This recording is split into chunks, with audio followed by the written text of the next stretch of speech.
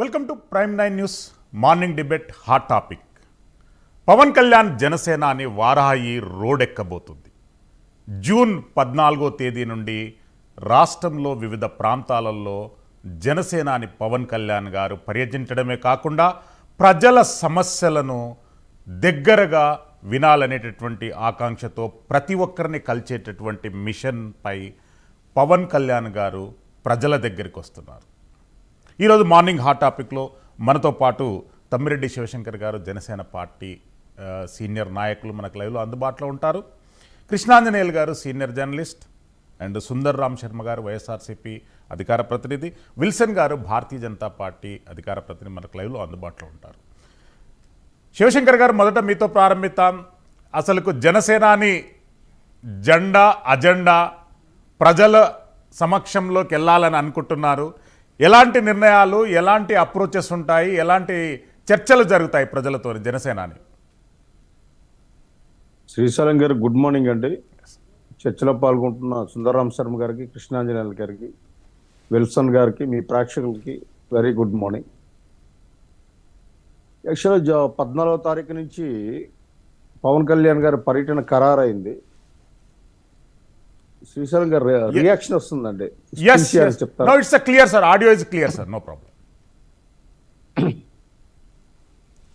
అంటే ఈ పర్యటనలో వారి ముఖ్య ఉద్దేశం ఏంటంటే ప్రతి నియోజకవర్గంలో ఆ నియోజకవర్గ ముఖ్య నాయకులతో కానీ, జన సైనికులతో కానీ, వీర మహిళలతో కానీ, అలాగే న్యూట్రల్ పర్సన్స్ ఎవరైతే ఉంటారో మేధావులు, ఇంటలెక్చువల్స్, వీళ్ళందరితో కూడా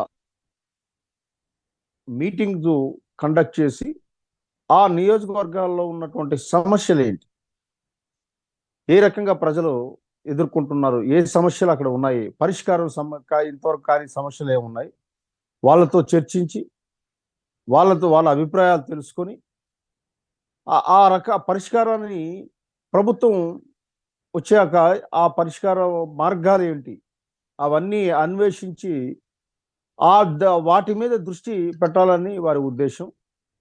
సో ప్రత్యక్షంగా తను ప్రతి సమస్యను కూడా తెలుసుకొని దాని తీవ్రత, పరిష్కార మార్గాలు అన్వేషించాలన్నటువంటి ఆలోచనతో ఆయన ఉన్నారు.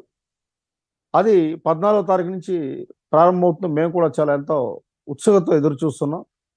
ఎందుకంటే గతంలో కూడా పోరాట యాత్ర సందర్భంగా ఉత్తరాంధ్రలో మీకు ఇచ్చాపురం దగ్గర కప్పాసుకుది నుంచి ఆయన ప్రారంభం చేశారు. అప్పుడు కూడా నేను దగ్గరుండి పరికించాను. ఎందుకంటే ఆయన ప్రతి ఒక్క వర్గాల ప్రజలతో కూడా మమేకమై వాళ్ళతో సమావేశాలు ఏర్పాటు చేసి వాళ్ళ అభిప్రాయాలు ఎక్కువగా వినేవారు. ఆయన వాళ్ళ తాలూకు అభిప్రాయాలన్నీ విని, ఆ సమస్యలు విని, ఆ రకంగా ప్రజలకి చేరువయ్యేవారు.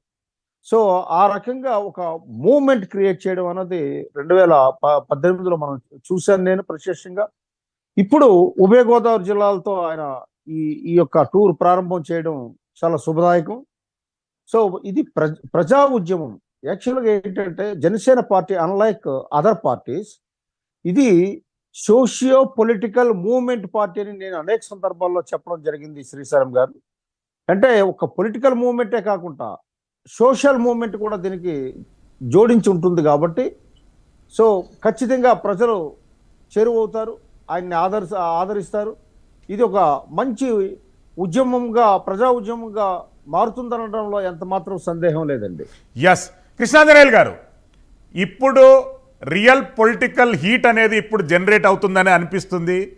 జూన్ 14 నుండి వరహాయి ఎక్కడైతే రోడ్ పైకి ఎక్కుతుందో అక్కడి నుండే పొలిటికల్ హీట్ అనేది జనరేట్ అవుతుందంటే ఎలా స్పందిస్తారు ఈ అంశం పైన?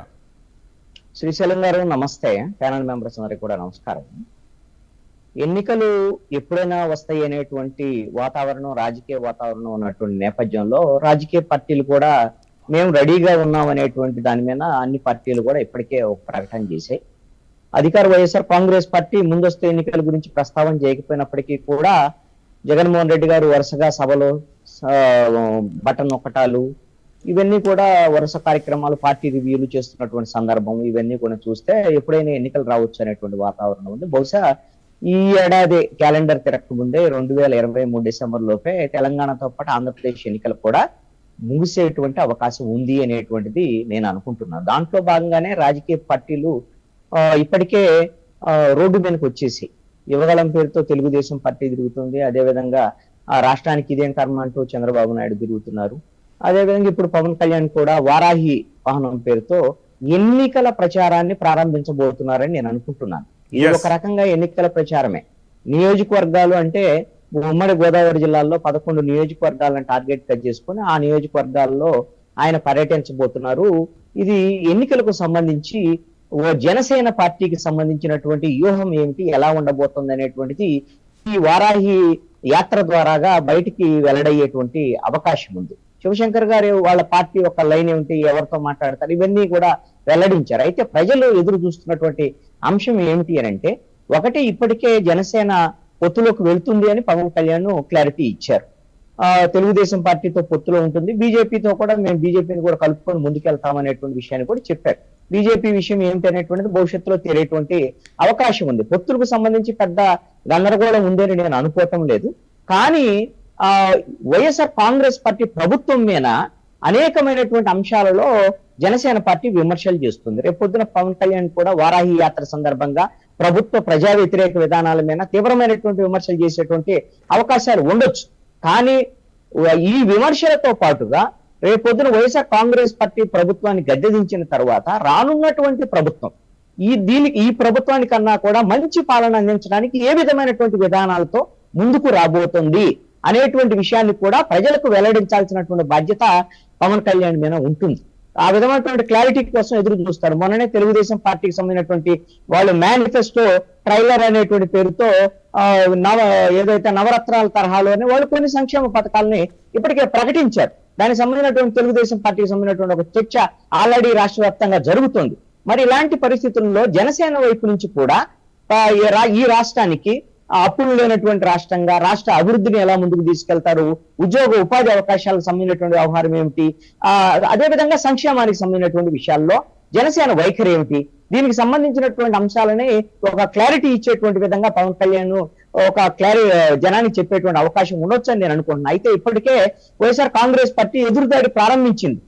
ఆల్రెడీ ఆయన అసలుకి నాదెండ్ల మనోహర్ గారు ప్రెస్ కాన్ఫరెన్స్ పెట్టారో లేదో వెంటనే with in span of minutes లోనే ఒకవైపున అంబటి రాంబాబు, ఇంకొక వైపున మాజీ మంత్రి పేర్నాని రంగంలోకి దిగారు. విమర్శల మీద పాత విమర్శలు అవన్నీ. ఆయన పలకి మోస్తారు, చంద్రబాబు పలకి మోస్తారు, చంద్రబాబు ఏజెండా ప్రకారంగా పనిచేస్తారు, ఇవన్నీ కూడా పాత విమర్శలే చేస్తున్నారు. కొత్త విమర్శలు ఇంకా కొత్త వాళ్ళని కూడా రంగంలోకి దించొచ్చు, లేకపోతే మిగతా వాళ్ళందరినీ. విల్సన్ గారు ఎలా స్పందిస్తారు? వారాయి జనసేనాని వారాయితోని ముందుకు వస్తున్నారు, ఎలా స్పందిస్తారు? గుడ్ మార్నింగ్ శ్రీశైలం గారు, ప్యానల్లో ఉన్న పెద్దలు అందరికీ, అదేవిధంగా మీకు చూస్తున్న ప్రేక్షకులు కూడా నమస్కారం. అంటే రాజకీయ పార్టీలు ఎవరైనా సరే వాళ్ళ పార్టీ లైన్ చెప్పుకోవడం కోసం, అదే సమయంలో ప్రజలను అడ్రస్ చేయడం కోసం యాత్రలు చేస్తారు. అందులో ఆహ్వానించదగ్గ పరిణామం, తప్పేం లేదు. ఏ పార్టీ అయినా సరే ఆ పార్టీకి సంబంధించి భవిష్యత్ ఎజెండాని ఖరారు చేస్తూ ముందుకు వెళ్ళడం అనేది సహజంగా జరిగే ప్రక్రియ. అందులో భాగంగానే ఈరోజు పవన్ కళ్యాణ్ గారు న్యాచురల్ గానే ఆయనకి ఒక ప్రజల్లో ఒక ఇమేజ్ ఉంది కాబట్టి, యూత్ లో కూడా మంచి ఫాలోయింగ్ ఉంది కాబట్టి, తర్వాత ఆ సామాజిక వర్గంకి బలమైన మరి ఫాలోయింగ్ ఉంది కాబట్టి ఖచ్చితంగా ఆయన్ని ప్రజలు పెద్ద ఎత్తున ఆయన్ని ఫాలో అవుతారు. అదేవిధంగా యూత్ కూడా ఒక రకంగా చెప్పాలంటే ఒక మంచి సునామీ వాతావరణం కూడా వస్తుంది, అందులో ఏమి సందేహం లేదు. ఒక మంచి బలమైన వాతావరణం వస్తుంది. ఆ వాతావరణం ఏంటంటే తొక్కుకుంటూ పోతామని ఆ గతంలో ఏదైతే ఆయన చెప్పాడో ఆ చెప్పిన ఆ భాష ఖచ్చితంగా వారాహి మొదలైన తర్వాత ఆ విజృంభణ అనేది ఉంటుంది. అందులో నాకున్న అవగాహన మేరకు ఆయన కానీ మధ్యలో బ్రేక్ తీసుకోకుండా ఆ యాత్ర కంటిన్యూ చేస్తే మాత్రం ఒక మంచి ఎమోషన్ ని బిల్డ్ చేయగలరు, అందులో మాకు సందేహం లేదు. అదేవిధంగా భారతీయ జనతా పార్టీ ఇప్పటికే మేము ప్రారంభించాం. ఏ విధంగా ప్రారంభించామంటే మేము ఆల్రెడీ పౌర సభలు అనే పేరుతో 5,000 సభలు పెట్టాము. అదేవిధంగా జగన్మోహన్ రెడ్డి గారు క్యాలెండర్ ఇవ్వకపోతే ఆ క్యాలెండర్ విషయంలో కూడా మేము 75,000 వెహికల్స్ తో మా యువ మోర్చా వాళ్ళు కార్యక్రమం చేశారు. అదేవిధంగా దళితులకు సంబంధించి కార్పొరేషన్ మూతేస్తే దానికి సంబంధించి కూడా మేము పెద్ద ఎత్తున ఆందోళన కార్యక్రమాలు చేసాము. మళ్ళీ ఇంకొక 7,000 సభలు పెట్టాలని కూడా ప్లాన్ చేస్తాం. మాది ఒక్కొక్క గ్రామానికి సంబంధించి లేకపోతే ఒక ప్రాంతానికి సంబంధించి చిన్న చిన్న సభలు పెట్టుకుంటూ ప్రజల్ని గ్రాస్ రూట్ లో మేము అవేర్నెస్ చేసే కార్యక్రమం ఆల్రెడీ చేస్తున్నాం. వీటన్నిటికంటే వీటితో పాటు కూడా చార్జ్ షీట్ అనే ఒక పెద్ద కార్యక్రమం తీసుకొని ఆ చార్జ్ షీట్ అనే ప్రోగ్రాం కింద ప్రతి నియోజకవర్గంలో జగన్ పాలనలో ఏ విధంగా అవినీతి జరిగింది, అదే విధంగా ఏ సమస్యలు ఉన్నాయి అనేది మేము మైక్రో లెవెల్లో కూడా ప్రతి నియోజకవర్గంలో ప్రతి గ్రామంలో ఏ విధంగా దోపిడీ జరిగింది, ఇసుక కానీ మైనింగ్ కానీ అనేక అంశాలను కూడా మేము క్రోడీకరించి ఎక్కడికక్కడ పోలీస్ స్టేషన్ లో కంప్లైంట్ చేయడం ఒక పెద్ద కార్యక్రమం చేసాం. అంటే ఒక రకంగా చెప్పాలంటే ఒక రూట్ క్లియర్ చేసుకుంటా వస్తా ఉన్నాం. అంటే ఒక మిత్రపక్షంగా పవన్ కళ్యాణ్ గారిని మేము ఆహ్వానిస్తాం ఆ పరిణామాన్ని. అదే సమయంలో రాష్ట్ర ప్రయోజనాలు దృష్టిలో పెట్టుకొని ఖచ్చితంగా ఈ ప్రభుత్వానికి పాలన అర్హత లేదనేది ప్రజలు ఇప్పటికే ఒక డెసిషన్కి వచ్చారు. దాన్ని మరింత ప్రజల్లో ఇంకొంత వాళ్ళలో ఆ సమరోత్సాహం రగులు కలపడం కోసం, అదే విధంగా వాళ్ళలో మేము మీకున్నాము అనే భరోసా ఇవ్వడం కోసం, ఒక ఆత్మస్థైర్యం ఇవ్వడం కోసం ఈ యాత్రలు ఏవైనా సరే ఒక స్ఫూర్తిదాయకంగా ఉంటాయి నేనైతే బలంగా నమ్ముతున్నాను. విల్సన్ గారు మళ్ళీ వస్తాను. సుందరరాజ్ శర్మ గారు మీరు ఎలా స్పందిస్తారు? అట్లీస్ట్ మీరైనా పాజిటివ్గా స్పందించాలని కోరుకుంటాను. ఎందుకంటే కొద్దిగా ఎన్లైటెడ్ పొలిటీషియన్గా మీకు మార్క్ ఉన్నది, మీరన్నా పాజిటివ్గా స్పందించాలి ప్లీజ్. సార్, మీకు శివశంకర్ గారికి, కృష్ణాంజనేయులు గారికి, విల్సన్ గారికి నమస్కారం. పాజిటివే, నేనేం మాట్లాడినా అది పాజిటివే మా పార్టీకి. అంతే. అంటే ఒకటి, వారాహిలో ఆయన ఇవాళ 14వ తారీఖు నుంచి ఏదో 21వ తారీఖు వరకు ప్రయాణం చేయటం, సమస్యలను తెలుసుకోవటం, లేకపోతే ప్రజలతోటి మమేకం అవటం, ఇందాక శివశంకర్ గారు చెప్పినట్టుగా న్యూట్రల్స్, మేధావులు, విద్యావేత్తలతోటి కలవటం, ఇవన్నీ కూడా డెఫినెట్గా మేము ప్రజాస్వామ్యబద్ధంగా మేము ఆహ్వానిస్తూనే ఉన్నాం. మేము మొదటి నుంచి పవన్ కళ్యాణ్ గారికి చెప్తుంది ఏంటంటే, ఆ చంద్రబాబు నాయుడు గారి క్లచెస్లో ఎందుకు ఇరుక్కుంటావు, బయటకు వచ్చి నువ్వేం చేయాలో అది చెయ్యి అని చెప్పడం మాత్రమే చెప్తున్నాం. మొట్టమొదటి నుంచి మేము చెప్తుంది ఏంటంటే, 2014లో మిమ్మల్ని మోసం చేశాడు. ఆయన ఇచ్చినటువంటి 640 హామీలకి ఆ రోజున నన్ను ప్రశ్నించండి నేను చేస్తానంటే నిన్ను ఆ రోజున బీజేపీని ముంచేశాడు. బయటకు వచ్చి 2019లో మీరు తిట్టకుండా ఆయన చేసిన అవినీతిని చేశారు. ఇవాళ మళ్ళా మీరు ఆయనతోటి కలవటము అంటే ఏంటి, ఎందుకు కలుస్తున్నారు అనేటువంటిది ప్రజలు అడుగుతున్నారు. కాబట్టి వీటన్నిటికీ సమాధానం ఇచ్చుకోవాల్సినటువంటి పరిస్థితి మీకు ఉన్నది అనేటువంటిదే మేము మొదటి నుంచి కూడా చెప్తా ఉన్నాం. నెంబర్ 1. నెంబర్ 2, ఇవాళ ఎవరైనా సరే అవినీతి గురించో లేకపోయేటట్టయితే అరాచకము అట్లా ఏవో ఈ పడికత్తు పదాలు మాట్లాడటం అనేటువంటిది ఇవాళ ఏ రాజకీయ పార్టీ అయినా సరే ఆంధ్రప్రదేశ్ వరకు వచ్చేసరికల్లా నేను ఒక్కటే చెప్తున్నా, మేము చేస్తున్నటువంటి సంక్షేమ పథకాలలో ఎక్కడన్నా డైరెక్ట్ గా మేము బెనిఫిషరీకి ఇస్తున్న సమయంలో ఇంతకు ముందుకి ఇప్పటికీ తేడా ఉందా లేదా? చంద్రబాబు నాయుడు గారి సమయంలో మనం ఎక్కడికో వెళ్ళదు. 2014 నుంచి 19 నుంచి ఇవాళ 4 సంవత్సరాల కాలం ఉన్నటువంటి జగన్మోహన్ రెడ్డి గారి పరిపాలనకి కంపారిజన్ లో ప్రజలకు వెళ్లాల్సినటువంటి సంక్షేమ పథకాలలో ఎక్కడైనా కూడా అవినీతి జరుగుతున్నదా? అవినీతి అంటే ఇవాళ పింఛన్ కోసం అని ఆర్డీఓ, ఎంఆర్ఓ ఆఫీసుల దగ్గరికి వెళ్ళి వేల రూపాయలు లంచం ఇచ్చి దాంట్లో పాపం వాళ్ళకి 6 నెలలకు ఎప్పుడో వస్తే దాంట్లో కూడా కొంత 20% వాళ్ళకి ఇచ్చేటువంటి పరిస్థితి ఇవాళ ఉన్నదా? మనం ఒక్కొక్కటే మాట్లాడుకుంటూ కనుక పోతే వాటిల్లో కనుక మీరు ఎక్కడైనా సమస్యలు ఉంటే దాన్ని ప్రభుత్వ దృష్టికి తీసుకురామని చెప్పని అడుగుతున్నాం. నెంబర్ 1.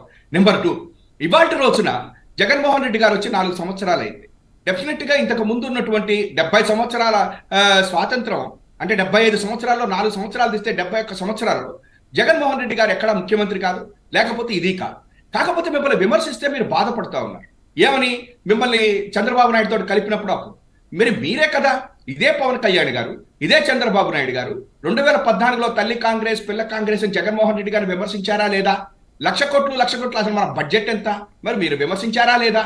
ఇవాళ మిమ్మల్ని విమర్శించేటప్పటికల్లా ఎందుకు మీరు ఇదైపోతున్నారు? మేము విమర్శిస్తున్న వాటిలో తప్పేమన్నా ఉన్నదా? ఇప్పటికే చెప్తున్నాం, చంద్రబాబు నాయుడు గారితో మీరు కలిసి ఉన్నారా, కలిసి లేరా? చెప్పట్లేదు. ఇంకొకటి చెప్పాలి, మా పెద్దలు అందరూ ఉన్నారు ఇక్కడ ఇవాళ బాగా.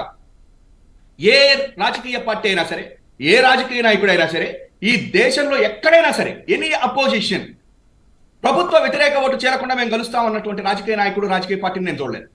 డెఫినెట్ గా మాకు ఎజెండా ఉంది, మేము అధికారంలోకి రావాలనుకుంటున్నటువంటి పార్టీలు కలిసి అది ఏదైనా కానీ మొత్తం మీద కలవడానికి నేను చూశాను. కానీ ప్రభుత్వ వ్యతిరేక ఓటు చేయకుండా మేము చేస్తాము అంటే ఏంటి? ప్రభుత్వ వ్యతిరేక వేటు చేయాలా వద్దా, ఎవరికి వెళ్ళాలి అనేటువంటి ప్రజలు నిర్ణయిస్తారా, మీరు నిర్ణయిస్తారా? అందుకని ఇవాళ మేము ఒకటే చెప్తున్నాం, వైసీపీ విముక్తి చేస్తాం. మీరు ఎట్లా చేస్తారు? అసలు వైసీపీకి 151 సీట్లు వచ్చినాయి. ఇవాళ మాకు 51% ఓటుతోటి మన ప్రజలు గెలిపించారు. 2011 నుంచి జగన్మోహన్ రెడ్డి గారు ప్రజల్లో ఉండి గెలుచుకుంటూనే వస్తున్నాడు. చంద్రబాబుకి నెల్లూరు సుందరరాం శర్మ గారు మళ్ళీ వస్తాను, సెకండ్ రౌండ్ లో మీ దగ్గరకు వస్తాను. కంక్లూడ్ చేస్తున్నాను సార్, శ్రీశైలం గారిని కంక్లూడ్ చేస్తున్నాను. డిపాజిట్ లేకుండా చేసినటువంటి పరిస్థితుల్లో మీరు వారాహిలో వచ్చిన, మొన్న కూడా వచ్చారు కదా, ఏదో బందర్ దాకా కూడా వెళ్ళినట్టున్నాడు ఆయన. వారాహిలో బందర్ దాకా వెళ్ళారు, కనకదుర్గమ్మ దగ్గర పూజలు చేయించుకున్నారు. ఇప్పుడు రేపు పొద్దున్న అన్నవరంలో కూడా పూజలు చేయించుకుంటారు. అక్కడి నుంచి అమలాపురం వెళ్తారు. చేయించండి, మంచిదే, మనకి రాష్ట్రానికి మంచిదే. వారాహి అమ్మవారు పూజ చేయించండి, మనం మంచి జరగాలని కోరుకుందాం. జగన్మోహన్ రెడ్డి గారికి మంచి జరిగితే ఈ రాష్ట్రానికి మంచి జరుగుతుందనే ప్రజలు అనుకుంటున్నారు. మీరు చేయించండి, మీరు చేయించినా మేము చేయించినా మనందరం కూడా మన ముఖ్యమంత్రి కోసమే కాబట్టి నాకు ఎటువంటి అభ్యంతరము లేదు. శ్రీశైలం గారు. ఎస్, శివశంకర్ గారు, అంటే పవన్ కళ్యాణ్ గారి పైన గతంలో నుండి కొన్ని అభియోగములలో ప్రధానమైనటువంటి అభియోగం, పవన్ కళ్యాణ్ గారు పాలిటిక్స్కు పార్ట్ టైం కేటాయిస్తారు, ఫుల్ టైం కేటాయించరు అనేటువంటి అభియోగం ఉంది. దాంట్లో నుండి బయటపడడానికి పవన్ కళ్యాణ్ గారు ప్రజల దగ్గరికి వస్తుంది అనుకోవాలనా, లేదు అంటనంటే ఇప్పుడు డైరెక్ట్గా సమరమే అనుకోవాలనా? అంటే శ్రీశైలం గారు ఇప్పుడు విమర్శ ఇంకా అంతకుమించి ఏమి చేయలేరు. ఆయన్ని ఆయన వ్యక్తిత్వాన్ని కానీ, ఆయన క్యారెక్టర్ని కానీ, ఆ పార్టీ సిద్ధాంతాలను కానీ, భావజాలను కానీ విమర్శించే స్కోప్ లేదు ఎవరికి కూడా. అందుకు ఏదో ఒకటి విమర్శించాలి కాబట్టి అది ఎన్నుకున్నారు ఆ పదం. రెండవది, ఇందాక సుందరరామ శర్మ గారు ఆయన క్లచెస్లో ఉన్నారు అన్న, క్లచెస్ లేదు, గేర్ బాక్స్ లేదు. గమనించేటట్టయితే ఎప్పుడూ తనదైన ప్రత్యేక శైలిలో పార్టీని నడిపిస్తున్నారు, ఈ రాష్ట్రంలో పాత్ర పోషిస్తున్నారు. ఇది మనం గమనించాలి. ఇక రెండవది, ఏదో అనుకుంటున్నారని ఆయన వస్తున్నారని మీరు ఒక ప్రశ్న వేశారు. అది కూడా కరెక్ట్ కాదు. ఎందుకంటే ప్రతిదీ కూడా ఆయన పద్ధతి ప్రకారము ప్రణాళికాబద్ధంగా ముందస్తు ఆలోచన ప్రకారంగా ఆయన పార్టీలో కార్యక్రమాలు చేస్తున్నారు తప్ప ఎవరో ఏదో అంటారని వాళ్ళని ఇది చేయడానికి కోసం, లేదు అంటే వాళ్ళని అభిప్రాయాన్ని డైవర్ట్ చేయడానికి కోసం ఈ రకమైన పాలిటిక్స్ చేసే ఆలోచన కానీ పద్ధతి కానీ జనసేనకి లేదు, పవన్ కళ్యాణ్ గారికి లేదు. ఇది సేమ్ రాజకీయాల్లో 2018లో ఒక వరవడిలో వచ్చారో, సో ప్రజలతో మమేకం అవడం అన్నది, ఆ మమేకం అయ్యే కార్యక్రమం ప్రజలకి ఎడ్యుకేట్ చేస్తారు. ఏం జరుగుతుంది ఈ రాష్ట్రంలో, ఏం జరగాలి, అందులో నా పాత్ర ఏమిటి, మా ప్రభుత్వ పాత్ర ఏంటి, ఇవన్నీ కూడా ఇది చాలా ముఖ్యం శ్రీశైలం గారు. ఎందుకంటే ఇప్పుడు ప్రభుత్వంలో అధికారంలో ఉన్నారు కాబట్టి అధికారంలో ఉన్నటువంటి పెద్దగా ఈ ముఖ్యమంత్రి ఆల్రెడీ ఎన్నికల శంఖారావానికి పూరించేశారు. సో దానికి ప్రత్యేకమైనటువంటి కొంతమందిని ప్రేక్షకులు తెచ్చుకొని ఆయన ప్రతిపక్షాలని ఇష్టాసారంగా విమర్శించడం మొదలు పెడుతున్నారు. సో ఆయన ప్రజల దగ్గరికి డైరెక్ట్గా వెళ్ళలేరు, అధికార దర్పంతో ఆయన ప్రచారం ప్రారంభించారు. కానీ పవన్ కళ్యాణ్ గారు ప్రజల దగ్గరగా డైరెక్ట్గా వెళ్ళి ప్రజలతో మాట్లాడి వాళ్ళ అభిప్రాయాలు తెలుసుకొని ఒక ప్రజా ఉద్యమంగా మార్చాలన్నటువంటి ఉద్దేశంతో మేము వెళ్తున్నాం. అంతేగాని మా ప్రణాళిక మాకుంది, మేమేం చేయాలన్నది మాకు క్లారిటీ ఉంది. క్లారిటీ లేనిది ఎవరికి అని అంటే మమ్మల్ని విమర్శించిన వాళ్ళకి క్లారిటీ లేదు. ఎందుకంటే వాళ్ళు ఏం ఊహిస్తారంటే మేమేం చేయదలుచుకుంటున్నాం అన్నీ కూడా వాళ్ళకి చెప్పేయాలి. ఇప్పుడే చెప్పిస్తే వాళ్ళు దాన్ని కౌంటర్ వేయాలని చూస్తారు. మేము అలా చెప్పం శ్రీశైలం గారు. మేము ప్రణాళికాబద్ధంగా ఒక టైమింగ్ ఆ రెండుని దృష్టిలో పెట్టుకునే మేము ముందుకెళ్తాం. మేము దీన్ని ఖచ్చితంగా ఈ రాష్ట్రంలో ఇక సుందరరామ శర్మ గారు నెక్స్ట్ వస్తాను మీ దగ్గరికి. కృష్ణాంజనేయులు గారు, అంటే వారాయి ప్రతిపాదన తీసుకొచ్చిన నుండి ఈ రోజు వరకు దాని చుట్టూ రాజకీయాలు కొనసాగుతున్నాయి. అధికార పార్టీ ఆ అంశాన్ని టార్గెట్ చేసుకునే మాట్లాడుతున్నటువంటి సందర్భాలు మనం ఎక్కడెక్కడో చూస్తున్నాం. ఎలా స్పందిస్తారు కృష్ణాంజనేయులు గారి అంశం? శ్రీశైలం గారు, జనసేన బలం ఎంత, గెలుస్తారా లేదా, వాళ్లే అధికారంలోకి వస్తారా, వాళ్లే వైఎస్ఆర్ కాంగ్రెస్ పార్టీని ఓడించగలరా లేదా అనేటువంటి అంశాన్ని పక్కన పెడితే ఆంధ్రప్రదేశ్ రాజకీయాల్లో జనసేన పార్టీ ఈ రోజున చాలా కీలకంగా మారినటువంటి సందర్భం. జనసేన ఎటువైపు మొగ్గు చూపితే అటువైపు తాసు ఒరిగేటువంటి పరిస్థితి ఉంది. అంటే గెలుపు అటువైపు ఉండేటువంటి అవకాశం ఉంది. ఇది ఈ రోజున రాజకీయాలను ఒక రకంగా జనసేన శాసిస్తుందని చెప్పొచ్చు. ఈ నేపథ్యంలోనే వైఎస్ఆర్ కాంగ్రెస్ పార్టీ రానున్నటువంటి ఎన్నికల్లో వాళ్ళకి ఓటమి అంటూ రావటం జరిగితే అది జనసేన ఇతరులతో కలిసేటువంటి సందర్భాన్ని బట్టి మాత్రమే ఉంటుంది అనేటువంటిది వాళ్ళకి స్పష్టంగా అర్థమవుతుంది. అందుకనే సుందరాం శర్మ గారి దగ్గర నుంచి వాళ్ళ పార్టీ నాయకులు అందరూ కూడా ఈయన చంద్రబాబు నాయుడు క్లచెస్ లో ఉన్నారు, లేకపోతే వాళ్ళతో ఉన్నారు, వీళ్ళతో ఉన్నారు. సుందరాం శర్మ గారు గతంలో కాంగ్రెస్ పార్టీలో ఉన్నారు. మరి అప్పుడు కాంగ్రెస్ పార్టీ అంటే ఈ వైఎస్ఆర్ కాంగ్రెస్ పార్టీకి సంబంధించినటువంటి వాళ్ళ ఆరాధ్య నాయకులు వైఎస్ రాజశేఖర రెడ్డి గారు కూడా 2004 ఎన్నికల సమయంలో మరి పొత్తులు పెట్టుకున్నారు కదా మిగతా పార్టీలతో. ఎన్నికల్లో పొత్తులు పెట్టుకోవటం అనేటువంటిది రాజకీయంగా సర్వసాధారణమైనటువంటి అంశం. అది వాళ్ళు ఎందుకు పొత్తు పెట్టుకుంటున్నారు? ఈ రాష్ట్రానికి సంబంధించినటువంటి రాష్ట్రాన్ని కాపాడుకోవటము, రాష్ట్రానికి సంబంధించినటువంటి అభివృద్ధి, సంక్షేమం ఇవన్నీ కూడా సక్రమంగా జరగాలి. ఈ ప్రభుత్వము అన్ని వర్గాలను అన్యాయం చేస్తుంది కాబట్టి వైఎస్ఆర్ కాంగ్రెస్ పార్టీని ఓడించడం అనేటువంటి లక్ష్యంగా వాళ్ళు పొత్తులు పెట్టుకున్నటువంటి విషయాన్ని స్పష్టం చేశారు ఆల్రెడీ. అయితే ప్రభుత్వ వ్యతిరేక ఓటు చీలనివ్వనేటువంటిది ఒక వ్యూహం, అదేం తప్పు కాదే. అలాగే వాళ్ళ వ్యూహాలు ఎందుకున్నాయి ఏంటి అనేటువంటి దాని మీద వాళ్ళు స్పష్టంగా ముందుకెళ్లేటువంటి పరిస్థితి ఉంది. ఇప్పుడు వైఎస్ఆర్ కాంగ్రెస్ పార్టీ ఏం చెప్తుందంటే, మీకు ధైర్యం ఉంటే మీరు విడివిడిగా రండి, వాస్తవంగా ధైర్యం ఉంటే మీరు అందరూ కలిసి వచ్చినా మాకేం ఇబ్బంది లేదని వైఎస్ఆర్ కాంగ్రెస్ పార్టీ చెప్పాలి. కాదు మీరు కుందేళ్లు, నక్కలు ఇవన్నీ కూడా తోడేళ్లు కలిసి వస్తున్నాయి, దళితందరూ కలిసి వస్తున్నారంటూ కూడా జగన్మోహన్ రెడ్డి గారు మాట్లాడటము, ఇలాంటివన్నీ కూడా సందర్భం చూస్తే వైఎస్ఆర్ కాంగ్రెస్ పార్టీకి ఈ విధమైనటువంటి పొత్తుల వల్ల కొంత నష్టం జరుగుతుంది, ఓటమి చవి చూడబోతుంది అనేటువంటి ఒక క్లారిటీ వాళ్ళకు ఉన్నట్టుగా కనపడుతుంది. అందుకోసమనే వాళ్ళు ఈ విధమైనటువంటి విమర్శలు చేస్తున్నారు పొత్తులకు సంబంధించినటువంటి విషయంలో నేను అనుకుంటాను. Srisailam Wilson garu, Bharatiya Janata party political affiliation, political association పైన ఒక క్లారిటీ ఇవ్వడం లేదు. మీరు తెలుగుదేశం పార్టీని అభయస్తం ఇవ్వబోతున్నారా? వైఎస్ఆర్సీపీకి అభయస్తం ఇవ్వబోతున్నారా? తెలుగుదేశానికి ఇస్తే వైఎస్ఆర్సీపీ పరిస్థితి ఏంటి? ఇక్కడ ఎన్నో అలిగేషన్స్ వచ్చినాయి ప్రజెంట్ ప్రభుత్వం మీద, గతంలో ఎన్నో ఎఫ్ఐఆర్లు ఉన్నాయి, వాటి మీద యాక్షన్ ఏంటి? మీరు ఒక పొలిటికల్ క్లారిటీ ఆంధ్రప్రదేశ్ రాష్ట్రంలో ఇవ్వలేకపోతున్నారు, ఎందుకు? లేదు, అది చాలా చాలా చాలా చాలా తప్పు. ఎందుకంటే అత్యంత క్లారిటీగా ఉంది ఒక భారతీయ జనతా పార్టీ. ఎందుకంటే మేము వైసీపీ టీడీపీకి సమాన దూరం అని చెప్పి మేము స్టాండ్ ప్రకటించాం. అందులో ఇంకొక మాట లేదు. ఆ పొత్తుల వ్యవహారం ఉంటే ఎన్నికల టైంలో మా ఢిల్లీ చూసుకుంటది. అసలు పొత్తు అనే కాన్సెప్ట్ లేదు. బీజేపీ అధికారం రావడమే మా ఎజెండా. ఇది మేము క్లారిటీగా ఉన్నాం. బీజేపీతో కలిసి పనిచేస్తున్న మిత్రపక్షాలతో కలిసి మేము అధికారం సాధించాలనేది బీజేపీ స్టాండ్. ఇక రకరకాల మీడియాలు ఉన్నాయి, రకరకాల మీడియా కథనాలు చేస్తారు. వాళ్ళకేమో కొద్దిమందికి చంద్రబాబు నాయుడు సీఎం కావాలని కోరుకుంటారు, కొన్ని మీడియా సంస్థలు జగన్ కావాలని కోరుకుంటారు. మేము కావాలని కోరుకుంటున్నాం. అందులో ఇంకొక మాటే లేదు. కాబట్టి భారతీయ జనతా పార్టీ మిత్రపక్షాలు కలిసి కావాలనుకుంటున్నాం.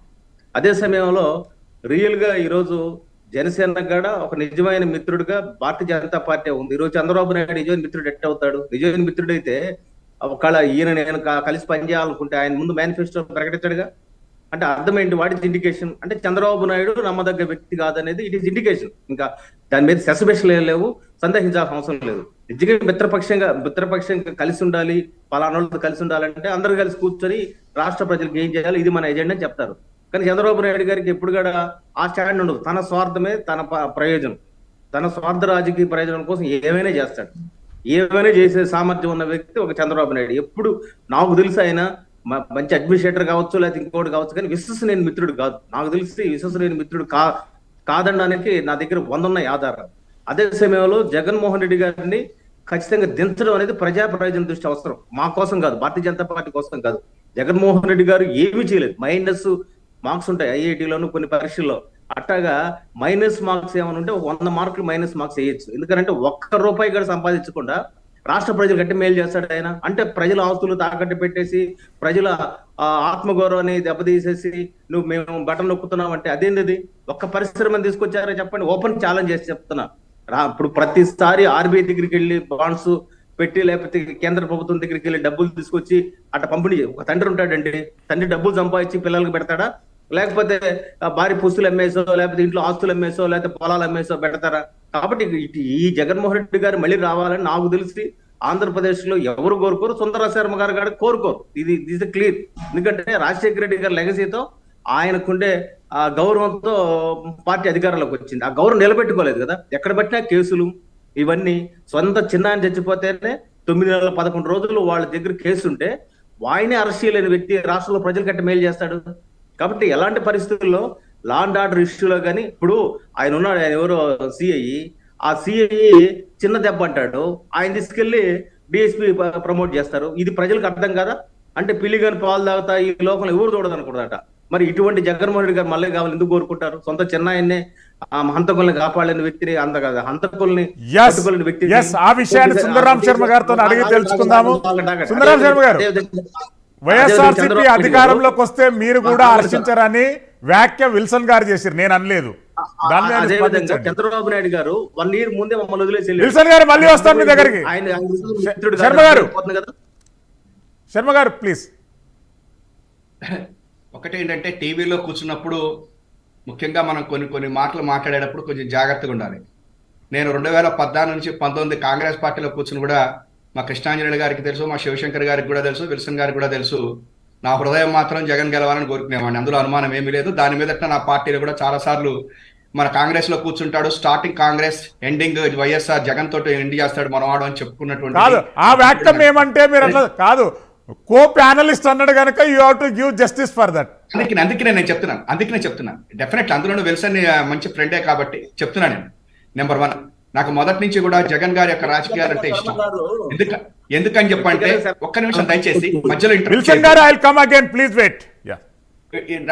జగన్ గారి యొక్క రాజకీయం అంటే నాకు ఎందుకు ఇష్టం అంటే, ఒక రాజకీయ పార్టీలో ఉండి ఆ పార్టీతోటి మనకు విభేదాలు వచ్చినప్పుడు బయటికి వచ్చి ఒంటరిగా పోటీ చేయటము అనేటువంటిది ఈ దేశ చరిత్రలో నాకు తెలిసినంత వరకు మొదటిసారి. ఎందుకంటే కాంగ్రెస్ పార్టీ అధికారంలో కేంద్రంలో ఉండి రాష్ట్రంలో ఉంటే తన తండ్రి చనిపోయాడు కాబట్టి ఆ పార్టీతోటి విభేదించి బయటకు వచ్చి తన తల్లిని పులివెందుల్లో నిలబెట్టి తన ఎంపీ కింద నిలబెట్టడం అనేటువంటిది నాకు తెలిసి రాజకీయంగా ఉన్నటువంటి పెద్ద ఇంక్లూడింగ్ మమతా బెనర్జీలు, శరద్ పవార్ల దగ్గర నుంచి ఎవరిని తీసుకున్నా ఎవ్వరు కూడా చేయలేదు, అందులో కాంగ్రెస్ పార్టీతో వ్యతిరేకంగా. కానీ బయటకు వచ్చి నిలబట్టడం అనేటువంటిది చూశారు. అటువంటి నాయకులు ఇవాళ ఈ రాష్ట్రానికి కావాలి అని నేను ఎప్పటి నుంచో కోరుకున్నా. అదే రకంగా 5 లక్షల ఓట్ల మెజారిటీతో గెలవటం కానీ ఇవన్నీ చేసుకుంటూ వచ్చాడు. ఇక్కడ నేను ఎందుకు చెప్తున్నానంటే, జగన్మోహన్ రెడ్డి గారు ఇంకొకసారి గెలవాలి అని కోరుకునేటువంటి మొట్టమొదటి హృదయం నాదే, అందులో అనుమానం ఏం లేదు. 23 డిసెంబర్ అయినా 24 అయినా మళ్ళీ ఇంకొకసారి ముఖ్యమంత్రి కావాల్సిందే. ఎందుకు అంటే ఇవాళ నేను పవన్ కళ్యాణ్ గారి విషయం అయినా కూడా నేను ఇప్పుడు మనం కొంత మాట్లాడుతున్నాం, ఎందుకంటే అందరూ కూడా మనం ఇదిలో ఉన్నాం కదా.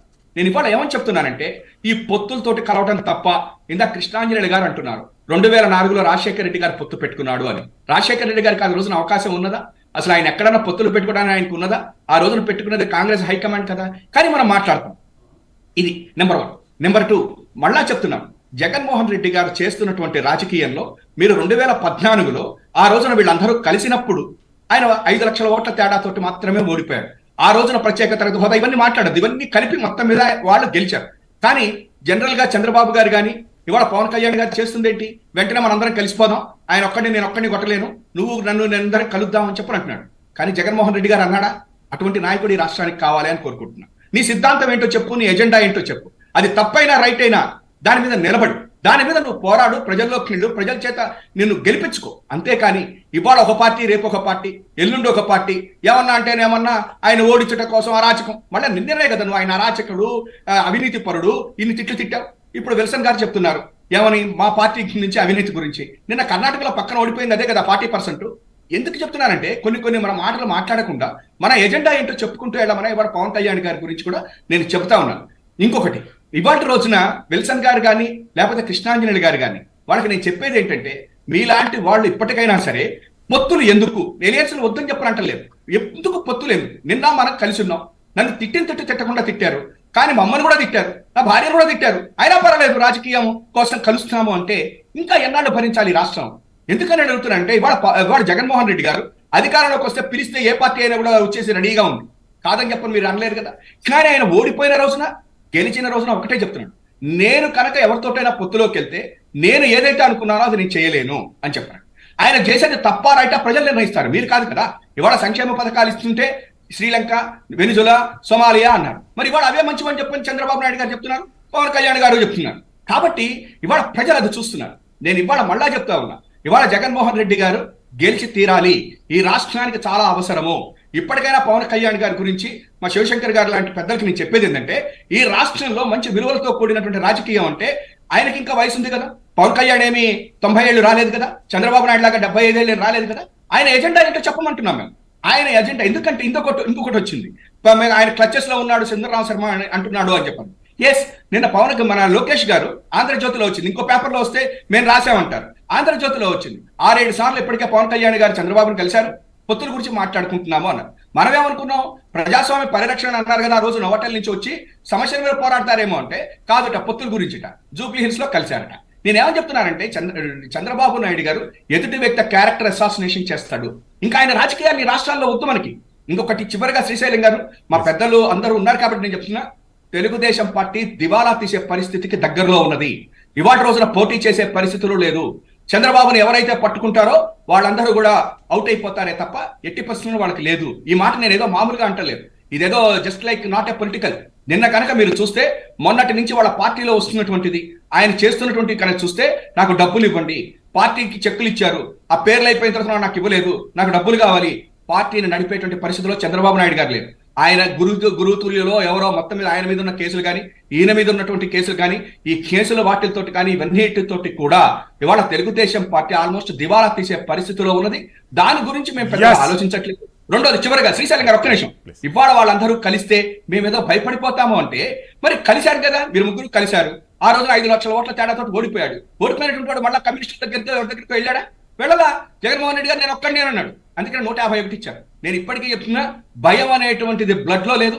ఉండినట్టయితే కాంగ్రెస్ పార్టీని ఎదిరించి బయటికి వచ్చేటువంటి ఏకైకమైనటువంటి నాయకుడు జగన్మోహన్ రెడ్డి గారు. అట్లా ఇవాళ పవన్ కళ్యాణ్ కూడా రమ్మమంటున్నా. ఓడిపోతావో తప్పేం లేదు, ఓడిపోవటం గెలవటం పక్కన పడి నువ్వు ఒంటరిగా పోటీ చేసే పరిస్థితి లేదు. నీకు ఇంకొకటి వ్యూహాలు ఉన్నాయి మాకంటారు, ఆ వ్యూహాలు మేము ఇప్పుడు బయట చెప్పమంటారు. ఒక చంద్రబాబు నాయుడికి తప్ప చెప్పరు, అందుకని వాళ్ళ లోకేష్ గారు మాతో పొత్తుంది అంటాడు. చంద్రబాబు తోటి చెప్తున్నా, లోకేష్ తోటి చెప్పుకునే బదులు ప్రజలకు చెప్పండి అని చెప్తున్నారు. సుందరరాం శర్మ గారు అడిగినటువంటి ప్రశ్న నేను శివశంకర్ గారిని కూడా అడగదలుచుకున్నాను. ఎందుకంటే రీసెంట్లీ జనసేన పార్టీ సీనియర్ నాయకులు కూడా పవన్ కళ్యాణ్ గారి మీద ఏకదాటిగా వైఎస్ఆర్సీపీ నాయకులు దాడి చేస్తుంటే చంద్రబాబు నాయుడు గారు ఎందుకు స్పందించడం లేదు అనేటటువంటి వాదన కొనసాగింది. నేను సుందరరాం శర్మ గారు అడిగినటువంటి అంశాన్ని మీ ముందుకు తీసుకొస్తాను. శివశంకర్ గారు, మీరు క్లారిటీ ఇవ్వవలసిన అవసరం ఉందండి, ప్లీజ్. సుందరరాం శర్మ గారు, భయం లేదు, భయం మీరు ఒంటరిగా రండి. ఇక్కడ శ్రీశైలం గారు, ఏ పార్టీకైనా సరే ఇప్పుడు ప్రజాస్వామ్య పరిరక్షణ అన్నటువంటి పదం ఎందుకు వచ్చింది? మీ పాలన వల్ల. సో ఈ రాష్ట్రంలో ఒక్క సంక్షేమము ఆవు కథలాగా, సుందరరాం శర్మ గారు ఆవు కథలాగే, ఆవుకి 4 కాళ్ళు ఉండును 2 కొమ్ములు ఉండును అని సంక్షేమం అని చెప్తున్నారు తప్ప, మిగతా విభాగాలన్నీ ఏ రకంగా ఉన్నాయో ప్రజలు చూస్తున్నారు. పాలసీల పేరున మైనింగ్ పాలసీ ధ్వంసం అయిపోయింది, ఎక్సైజ్ పాలసీ ధ్వంసం అయిపోయింది, ఎడ్యుకేషన్ పాలసీ నాశనం అయిపోయింది, ఇండస్ట్రియల్ పాలసీ అతిగతి లేదు, అగ్రికల్చర్ పాలసీ దాని దిక్కు దివానం లేదు. మరి ఏ సంపద ఎక్కడ సృష్టిస్తున్నారు మీరు? సంక్షేమం పేరుతో సంక్షోభం క్రియేట్ చేస్తున్నారు ఈ రాష్ట్రంలో. ఒకటి. రెండవది, అన్నిటికంటే ముఖ్యమైనది శ్రీశైలం గారు, ఇక్కడ రాజ్యాంగం ఉల్లంఘన జరుగుతుంది ఈ రాష్ట్రంలో. సమానత్వం లేదు, స్వేచ్ఛ లేదు, సౌభ్రతత్వం లేదు. అసలు ప్రియాంబుల్లో ఈ లిబర్టీ, ఫ్రెటర్నిటీ అండ్ ఈక్వాలిటీ చాలా గుండికాయ లాంటిది బాబాసాహెబ్ అంబేద్కర్ పెట్టారు, అది ఉల్లంఘన జరుగుతుంది. మరి అలాంటప్పుడు మీరే క్రియేట్ చేశారు. అందరూ కలిసి మిమ్మల్ని గద్దె దించవలసిన సమయం ఆసన్నమైంది. రాష్ట్రం అధోగతి పాలైపోతుంది. ఇక్కడ ఈ రాష్ట్ర పరిస్థితి మీరు చూసుకోండి, బయట సర్వేలన్నీ ప్రకటిస్తున్నాయి ఇక్కడ ఎలాగున్నాయని. ఈ మధ్యన అమెరికా నుంచి ఒక సర్వే సంస్థ ఆంధ్రప్రదేశ్లో మానవ హక్కుల ఉల్లంఘన ఎలా జరుగుతుందని రిపోర్ట్ ఇచ్చింది. ఈ ఇండియా వాళ్ళు ఎవరు ఇవ్వలేదే? కొన్ని ఇండియా వాళ్ళు ఇస్తే వీళ్ళకి రాజకీయం ఉందని అంటారు చెప్పడానికి. అంటే మానవ హక్కులు ఉల్లంఘన, రాజ్యాంగ ఉల్లంఘన ఇవన్నీ జరుగుతుంటే, ప్రజాస్వామ్యం మంట కలిసిపోతుంటే, దానికోసం ఆలోచించవలసిన అవసరం తక్షణం ఉత్పన్నమైంది. అందుకు అన్ని ప్రతిపక్షాలు కూడా కలిసి ముందు ఇమీడియట్గా ఈ ప్రభుత్వాన్ని బయటికి పంపించాలి. సరే, మీరేమంటున్నారు? 175కి 175 మావే అంటున్నారు. మీకెందుకు? మీరు దమ్ముంటే ఒంటరిగా రండి అని ఆ పార్టీకి పిలిపిస్తారు. ఇవన్నీ అనవసరం కదా. 175 మీవే కదా, మళ్ళీ ప్రభుత్వం మీదే కదా. సుందరరాం శర్మ గారు చాలా ఓవర్ కాన్ఫిడెంట్గా చెప్తున్నారు. ప్రభుత్వం మళ్ళీ మీద అయ్యేటప్పుడు ఎందుకు ఇవన్నీ ఎదుటివాడిని కవ్వింపు చర్యలు, సరిహద్దుల్లో కవ్వింపు చర్యల్లాగా మీరు దమ్ముంటే ఒంటరిగా రండి, ఇవన్నీ ఎవరికి ఎంత దమ్ము ఉంది? అన్ని ఎన్నికల్లో కథా కమామిషు తేలుతుంది. అంతవరకు ఓపిక పట్టండి. తినబోతు రుచి ఎందుకు అడుగుతారు? అంత సక్రమంగా మిమ్మల్ని సెటరేట్ చేయడానికి ఆంధ్రప్రదేశ్ ప్రజలు రెడీగా ఉన్నారు. ఎస్, కృష్ణాంజనేయులు గారు, విల్సన్ గారిని అడిగినటువంటి క్వశ్చన్కు నాకు క్లారిటీ కన్విన్స్ కాలేదు. మీరేమన్నా క్లారిటీ ఇస్తారా? భారతీయ జనతా పార్టీ వైఎస్ఆర్సీపీకి అభయహస్తం ఇవ్వాలా, టీడీపీకి అభయహస్తం ఇవ్వాలా అనేటటువంటి క్రాస్ రోడ్స్ పైన వెయిట్ చేస్తుంది అనేటటువంటిది నా అభియోగం. ఎట్లా స్పందిస్తారు కృష్ణాంజనేయులు గారు? ప్లీజ్. ఈ పొత్తుల మీద బీజేపీ మీద మాట్లాడబోయే ముందుగా సుందరాం శర్మ గారి దాకా ఒక వాస్తవాన్ని అంగీకరించారు. ఆ వాస్తవం ఏమిటంటే ఆయన కాంగ్రెస్ పార్టీలో ఉంటూ జగన్మోహన్ రెడ్డి గారు గెలవాలని కోరుకున్నారంట.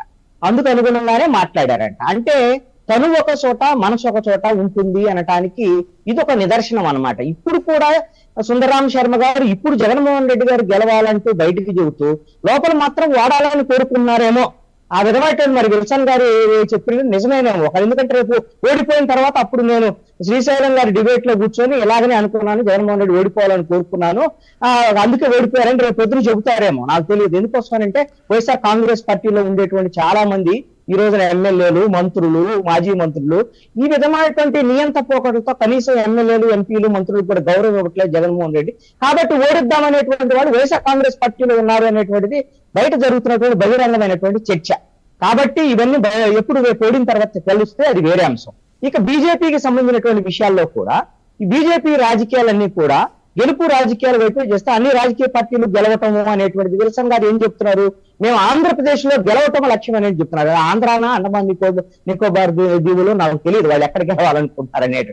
రేపు పొద్దున నా అమిత్ షా గారు వస్తున్నారు 10వ తేదీన బహిరంగ సభ విశాఖపట్నంలో, 8వ తేదీన 10వ తేదీన విశాఖపట్నం, తిరుపతిలో నడ్డా గారి బహిరంగ సభ. వీళ్ళంతా ఏం చెప్పబోతున్నారు ఈ బహిరంగ సభలో అంటే 9 ఏళ్ల నరేంద్ర మోడీ గారు సుపరిపాలన గురించి ఆంధ్రప్రదేశ్ లో చెప్తారట. ఆయన సుపరిపాలన అంటే ఆంధ్రప్రదేశ్ కి మీరు చేసింది ఏంటి? ఈ 9 ఏళ్ల పాలనలో మీరు ఆంధ్రప్రదేశ్ కి రావాల్సిన హక్కుగా ఇవ్వాల్సింది కూడా ఇవ్వకుండా ఆంధ్రప్రదేశ్ పట్ల కక్షపూరితమైనటువంటి వివక్ష ప్రదర్శించారు. కాబట్టి బీజేపీకి ఆంధ్రప్రదేశ్ ప్రజలైతే మాత్రము ఎంత అవకాశం ఉంటే అంత తొందరగా 2014 ఎన్నికల్లో రాజకీయంగా వైఎస్ఆర్ కాంగ్రెస్ పార్టీకి ఏ విధంగా అయితే రాజకీయంగా సమాజ్ చేశారో బీజేపీ కూడా 2019 ఎన్నికల్లో 100 కన్నా మీకు తక్కువ ఓట్లు ఇచ్చి ఆ విధమైనటువంటి పనిష్మెంట్ ఇచ్చారు. రేపు పొద్దున భవిష్యత్తులో కూడా వచ్చేటువంటి ఎన్నికల్లో బీజేపీ ఎవరితో పొత్తు పెట్టుకున్నా, అది జనసేన తెలుగుదేశంతో పొత్తు పెట్టుకున్నా కూడా ఆ రెండు పార్టీలకి బీజేపీ గుదిబండ లాంటిదే. ఖచ్చితంగా బీజేపీతో నేరుగా పొత్తు పెట్టుకున్నటువంటి పార్టీలు వచ్చే ఎన్నికల్లో ఓటమి చెందటం ఖాయమై. అందుకోసమనే ఆ విధమైనటువంటి భస్మాస్తుర అస్తాన్ని వాళ్ళు బీజేపీ వాళ్ళు ఈ రోజున తెలుగుదేశంతో పొత్తు పెట్టుకున్న ఇప్పుడు జనసేనతో ఆల్రెడీ పొత్తులో ఉన్నారు.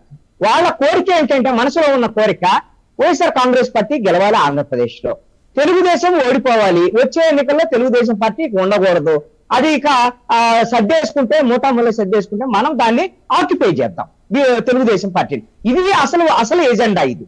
అందుకు వాళ్ళు బయటికి చెప్తున్నటువంటి ఎజెండా ఏంటంటే మేము ఆల్రెడీ బీజేపీ జనసేనతో పొత్తులో ఉన్నాం, ఇక్కడ కాపురం చేస్తున్నాం, ఇంట్లో ఇల్లాలుగా ఉంది, వంటింట్లో ప్రియురాలు మాత్రం వైఎస్ఆర్ కాంగ్రెస్ పార్టీ ఉంది అనేటువంటి విధంగా వాళ్ళు ఆ విధమైనటువంటి రంకు రాజకీయాన్ని నడుపుతూనే ఉన్నారు. ఈ రాజకీయం వాళ్ళకి పెద్ద కొత్త ఏం కాదు. భారతదేశ వ్యాప్తంగా కూడా ఇదే తరహా రాజకీయాల్ని నడుపుతున్నారు. ఇదే రాజకీయాలు ఇదే కొత్త ఏం కాదు, ఇలానే ఉంటాయి రాజకీయాలని కూడా చెప్తే చెప్పొచ్చు వాళ్ళు. కాబట్టి ఆంధ్రప్రదేశ్ లో బీజేపీ ఎవరితో పొత్తులో ఉన్నా కూడా వాళ్ళ అసలు రాజకీయం మాత్రం వాళ్ళ ప్రేమ మాత్రము ఈ రోజున వైఎస్ఆర్ కాంగ్రెస్ పార్టీ వైపు మొగ్గు చూపుతున్నారు. కిట్ప్రోకో అనే రాజకీయ కిట్ప్రోకో అనేటువంటిది చాలా స్పష్టంగా కనపడుతుంది. జగన్మోహన్ రెడ్డి గారు మొన్న ఢిల్లీ వెళ్ళిన తర్వాత ఢిల్లీ లిక్కర్ స్కామ్ లో ఆయన ఎవరైతే విజయసాయి రెడ్డి గారు అల్లుడు సోదరుడు శరత్ చంద్రారెడ్డి అప్రూవర్ గా మార్చినటువంటి సందర్భం మనం చూసాం కదా. దానికి కిట్ప్రోకో ఏంటి? వివేకానంద రెడ్డి గారి హత్య కేసులో అసలైనటువంటి నిందితులు బయట రాకుండా సిబిఐ సహకరించడం ఎవరికి? వైఎస్ఆర్ కాంగ్రెస్ పార్టీ ప్రభుత్వానికి. ఇది కిట్ప్రోకో రాజకీయం. ఇది అందరికీ రాష్ట్ర ప్రజలందరికీ అర్థమవుతుంది. అర్థమైన వీళ్ళిద్దరూ ఎందుకు బరి తెగించారు అంటే కేంద్ర ప్రభుత్వ సహకారం ఉంటే ఆంధ్రప్రదేశ్ ప్రభుత్వము రేపొద్దున అసెంబ్లీని రద్దు చేసుకోవచ్చు, వాళ్ళు ఇష్టం వచ్చినప్పుడు ఎన్నికలు పెట్టుకోవడానికి కేంద్ర ప్రభుత్వం సహకరిస్తుంది, ఎన్నికల కమిషన్ సహకరిస్తుంది. కాబట్టి వీళ్ళిద్దరం కలిసి రహస్య మిత్రులుగా మనము రేపొద్దున ప్రజల యొక్క అభిప్రాయానికి భిన్నంగా మనము అధికారంలోకి రావచ్చు, ప్రజల అంతా కూడా మభ్య పెట్టొచ్చు, ప్రజాభిప్రాయాన్ని మార్చొచ్చు అని వీళ్ళు కలలు కంటున్నారు. ప్రజలు ఈ రోజున చాలా స్పష్టంగా అన్ని వర్గాలకు సంబంధించినటువంటి ప్రజలందరూ కూడా వైఎస్ఆర్ కాంగ్రెస్ పార్టీ మీద తీవ్రమైనటువంటి వ్యతిరేకత ఉన్నారు. బీజేపీ అండగా ఉన్నా లేకపోతే అమిత్ షా నరేంద్ర మోడీ అండగా ఉన్నా కూడా బహుశా Yes. నాకు తెలిసి అయితే జగన్మోహన్ రెడ్డి గారిని కాపాడటం సాధ్యం కాదేమో నేను అనుకుంటున్నాను. రాజకీయ విల్సన్ గారు గత ఎన్నికల్లో భారతీయ జనతా పార్టీకి నోటాతో సమానంగా వచ్చినాయి ఆంధ్రప్రదేశ్ రాష్ట్రంలో ఓట్లు. ఇప్పుడు ఓట్ బ్యాంక్ పెరుగుతుంది అంటున్నారు. మీ దగ్గర ఉన్నటువంటి అంశాలేంటి? నేను మీకే చెప్తున్నాను, మేమే క్రాస్ రోడ్స్ లో ఉన్నామని మీకు డౌట్ ఎందుకు వచ్చిందో నాకు అర్థం కాలేదు. కానీ ఇప్పుడు రామాంజనేయులు గారిని అడిగితే ఆయన ఏం చెప్తాడు? సార్ డౌట్ ఎందుకు వచ్చిందో చెప్పాలా? సార్ విల్సన్ గారు డౌట్ ఎందుకు వచ్చిందో చెప్పాలా? మీరు రిలీజ్ చేసినటువంటి 10,000 crores గురించి ఏపీ ఫైనాన్స్ మినిస్టర్ గారు 8 సార్లు మీ ఫైనాన్స్ మినిస్టర్ గారి దగ్గరకు వచ్చారు. అప్పుడు రిలీజ్ చేయలే, ఎన్నికల సంవత్సరం రిలీజ్ చేశారు. పోలవరం గురించి మిమ్మల్ని ఎవరు అడిగారండి? ఇప్పుడు ఇన్ని సంవత్సరాలు పెండింగ్ లో పెట్టారు. నిన్న మీరు ప్రకటన ఎందుకు ఇచ్చారు? ఇది రాజకీయం కాదా? ఒక్క నిమిషం ఆగండి. నన్ను చెప్పిన తర్వాత మళ్ళీ మీ ప్రశ్న సంధించండి. చెప్పండి. ఎందుకు చెప్తున్నానంటే క్రాస్ రోడ్స్ అడ్డర్ రోడ్లు ఏముండవు, డైరెక్ట్ రోడ్ ఉంటుంది మా దగ్గర. మీకే క్లారిటీ ఇస్తున్నా. నెంబర్ 2, పగోడిని పంచాంగం అడిగినట్టే రామాంజనేయులు అడిగితే ఆయన ఆల్రెడీ తెలుగుదేశం పార్టీ చెప్పుల్లో కాళ్ళు పెట్టాడు. ఆయన 100% తెలుగుదేశం పార్టీ రావాలని కోరుకుంటాడు, తప్పులేదు. పార్టీ కండవాలేదు తప్ప ఆయన ఆ పార్టీకి శ్రేయభిలాషి అభిమాని, తప్పులేదు. ఆయన కోరుకోవడం తప్పులేదు. మీరు తెలుగుదేశం పార్టీ లేని లోటుని ఆయన తీరుస్తాడు. అయితే ఇక్కడ నేను స్పష్టంగా ఒక విషయం చెప్పదలుచుకున్నా. ఇప్పుడు ఆయన ఏదైతే బీజేపీ ఏమి చేయలేదు అన్నాడో, ఇదే చంద్రబాబు నాయుడు గారు ఇదే ఎల్లో మీడియా ఒక పెద్ద లిస్టు చదివారు TV5 లో. ఏం చదివారు? పోలవరం తెచ్చింది మేమేను, రాజధాని నిధులు తెచ్చింది మేమేను, రాజధాని కట్టింది మేమేను, అదేవిధంగా 10 విద్యా సంస్థలు తెచ్చింది మేమేను, అదేవిధంగా ఇండస్ట్రియల్ కారిడార్ తెచ్చింది మేమేను, పెద్ద లిస్టు, చాటాడంత లిస్టు నిన్నగాడేశారు కదా TV5 లో. ఇవన్నీ ఎవరి హయాంలో జరిగింది అంటే 10 ఏళ్ళ పిచ్చోళ్ళ? అంటే మీరు చంద్రబాబు నాయుడు గారు సాధించిన విజయాలన్నీ భారతీయ జనతా పార్టీ ఇచ్చిన సహకారంతో చేసిన విషయం రామాంజనేయులు గారు తెలుసు. యాజ్ జర్నలిస్ట్, ఆయన తెలివైన వాడు, జర్నలిస్టు. అంటే ఇవన్నీ మేము చేసి కూడా మమ్మల్ని 1%తో పడుకొని ఉండమంటున్నారు. అంటే ఇంతకంటే దారుణం దుర్మార్గం ఉంటుందా? అందుకే చెప్తారు రాష్ట్ర ప్రజలకి స్పష్టంగా ఉంది, క్లారిటీగా ఉంది. మేమేనో మాకు వైసీపీ ఎంతో టీడీపీ అంతేనో, రెండు పార్టీలకి సమాన దూరంగా ఉన్నాము. ఇక వైసీపీకి ఇది సహకారం అంటున్నారు. ఎస్, ఒక రాష్ట్ర ప్రభుత్వం అడిగిన దానికి సాయం చేస్తాం. మీరే అన్నారు కదా తెలంగాణ కానీ ఆంధ్రప్రదేశ్కి ఎక్కువ చేస్తుంది కేంద్రం అని. అంటే అర్థం ఏంటి? అంటే ఆంధ్రప్రదేశ్కి మేలు చేస్తున్నట్టే కదా కేంద్రం. వెనకబడిన జిల్లాల నిధులు కావచ్చు, లేకపోతే రెవెన్యూ డెఫిసిట్ ఇస్తున్నట్టే కదా. కాబట్టి మేము చాలా స్పష్టంగా ఉన్నాం సార్, రామాంజనేయులు గారు చాలా స్పష్టంగా ఉన్నాము. అదే సమయంలో సిబిఐ మీద అన్నారు. సిబిఐ నిజంగా జగన్మోహన్ రెడ్డి గారిని కాపాడాలనుకుంటే ఆ ఎవడు దస్తగిరిని అప్రూవల్ గా మారుస్తుందా, లేకపోతే తాడేపల్లిగూడెం వైపు చేతులు చూపిస్తుందా, లేకపోతే అవినాష్ రెడ్డి ఇందులో పాత్ర ఉందని చెప్పొద్దా? కాబట్టి నేనేమంటే అపోహలు ఉండొచ్చు, తప్పులేదు. మీలాంటి వాళ్ళ అపోహలు కాలం తెలియజేస్తుంది. సుప్రీంకోర్టు డైరెక్షన్ నడుస్తుంది. నిజంగా సుప్రీంకోర్టు డైరెక్షన్ లో సిబిఐ తప్పు చేస్తే సిబిఐని కూడా మూసేసుకోవచ్చు, సుప్రీంకోర్టు కూడా మూసేసుకోవచ్చు. దేశంలోనూ రాష్ట్ర అరాచకం వస్తుంది, అందులో సందేహం లేదు. కాబట్టి మనం రెస్పెక్ట్ సుప్రీంకోర్టు, రెస్పెక్ట్ సిబిఐ. ఎందుకు చెప్తున్నానంటే సిబిఐ అనేది తన పని తాను చేసుకుపోవాలి. వాళ్ళకి జీతం ఇచ్చేది మేం కాదు, ప్రజల జీతంతో వాళ్ళు బతుకుతున్నారు. వాళ్ళు డ్రామా వేసినప్పుడు ప్రజలతో పాటు మేము కూడా ప్రశ్నిస్తాం. సిబిఐ దాని అతీతమైన శక్తి ఏం కాదు. సిబిఐ తన పని తాను చేయాలని మేము కోరుకుంటాం. కాబట్టి భారతీయ జనతా పార్టీ కార్యకర్తగా మేము అదే కోరుకుంటాము. అదే సమయంలో నేను మన మిత్రుడు ఆయన సుందరరాం శర్మ గారు, ఆయనకి ఇప్పటికి ఎమ్మెల్సీ ఏదో ఇవ్వాలి జగన్మోహన్ రెడ్డి గారు, ఆయన కొంచెం అన్యాయం జరిగింది. అది నేను వ్యక్తిగతంగా ఆయన విషయంలో నాకు ఒక సింపతి ఉంది. అంటే ఆయన ఒక నేషనల్ పార్టీలో ఉంటే బహుశా అదే కాంగ్రెస్ పార్టీలో ఏఐసిసి జనరల్ సెక్రటరీ కార్యదర్శి స్థాయికి వెళ్ళేవాడు, పెద్ద మేధావి ఆయన, తక్కువడు కాదు. అయితే ఇక్కడ ఏమంటే జగన్మోహన్ రెడ్డి గారు సపోర్ట్ చేయదు, అలాంటి మేధావులు సపోర్ట్ చేయదు. ఇంకా ఎందుకంటే ఈ రాష్ట్రానికి ఏమి చేయదు జగన్మోహన్ రెడ్డి గారు. ₹1 ఇన్కమ్, నేను ఎక్కువ కోరుకోవడం లేదు సార్, ₹1 ఇన్కమ్ సంపాదించని Jaganmohan Reddy garu, SC ST BC minority corporation మూసేసిన జగన్మోహన్ రెడ్డి గారు. నేను ఒక ఎస్సీ కార్పొరేషన్ చైర్మన్ చేస్తాను. రాజశేఖర రెడ్డి హయాంలో నేను చైర్మన్ కి 10 జిల్లాకు 10 కోట్లు ఇచ్చాను. ఈ రోజు ₹1 ఇచ్చాడా? ఇప్పుడు మాల కార్పొరేషన్, మాది రైల్వే కార్పొరేషన్, మా సోదరుడు శర్మ గారు చెప్పానండి, ఎవరు ఎందుకు ఓట్లేస్తారు? ఎందుకు ఎస్సీలు ఎందుకు వేస్తారు, బీసీలు ఎందుకు వేస్తారు, మైనార్టీలు ఎందుకు వేస్తారు? ఇప్పుడు అమర్ రాజా ఫ్యాక్టరీని తీసుకెళ్లి తెలంగాణకి వెళ్ళిపోయే పరిస్థితి క్రియేట్ చేశారు. మీ పోతే దండం పెట్టుకుంటా ఉన్నారు సజ్జల రామకృష్ణ. ఇది రాష్ట్ర ప్రయోజనమా? కాబట్టి మేమంటామంటే రాష్ట్ర ప్రయోజనం గురించి పనిచేసేది అంటే నేను లోపల ఉండే వ్యక్తిగా చెప్తున్నా, కృష్ణాంజలి దగ్గర డౌట్ ఉండొచ్చు, తప్పులేదు, మిత్రుడిగా అతనికి ఆ డౌట్స్ ఉండొచ్చు. మేము ఇంకా బాగా పనిచేయాలి కూడా కోరుకోవచ్చు, అది మమ్మల్ని కోరుకుంటే మేము ఆహ్వానిస్తాం. మీరు కోరుకున్నట్టుగా మేము బాగా పనిచేస్తాం, పని చేస్తున్నాం కదా. కాబట్టి మమ్మల్ని బ్లెస్ చేయండి. ఏమంటారంటే ఎప్పుడు తెలుగుదేశం అధికారం వల్ల వైసీపీ అధికారం కాదు, మాకు కూడా ఒక అవకాశం ఇచ్చే అవకాశం. సుందరం శర్మ గారు, running out of time, conclusion point చెప్పండి. అంటే మీ పొలిటికల్ అజెండా జనసేన పార్టీని టార్గెట్ చేసుకుంటూ వెళ్తే మీకు డ్యామేజ్ అనేటటువంటిది వక్తల అభిప్రాయం వ్యక్తం చేశారు. పొలిటికల్ అజెండాను మీరు జనసేన పార్టీని టార్గెట్ చేయకుండా మీరు ఎట్లా అప్రోచ్ అవుతారు? విల్సన్ గారు మళ్ళీ వస్తాను ప్లీజ్. సుందరం శర్మ గారు